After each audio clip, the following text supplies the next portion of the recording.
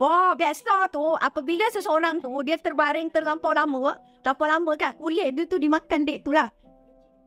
Melecet. Tapi dia melepuh tu bukan sikit-sikit lah kalau biasa tu. Bang. Boleh jadi sampai lubang-lubang.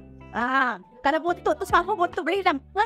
Ya. Nah, sebab itu, kalau orang sakit lama, mesti digerak-gerakkan. Sebab itu, urutan-urutan tu sangat penting. Dan mak ke ayah tu sakit, kau biarkan situ sekurang-kurangnya.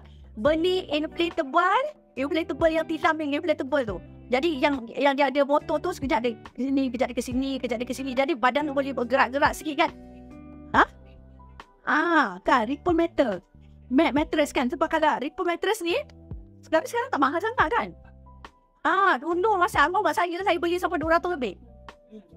Sekarang ni dah murah dah. Jadi kita letak gitu dekat atas katil dia.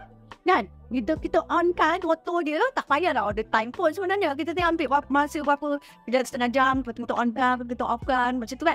Supaya dia pergerakan. Sebab tu sebenarnya, terapis ni, yang tukang-tukang urut ni kan, sebenarnya memang sangat penting. Jadi ni kan, bila masa kita ni jadi anak-anak tak daya lah, kita panggil lah terapis atau mak, biarkan dia urut lah mak dia tu ke, kan. Sebab bila urut tu, macam mana pun mesti ada pergerakan kan. Pusing sini, gerak sini, apa semua kan. Gerakan tu sangat penting kan.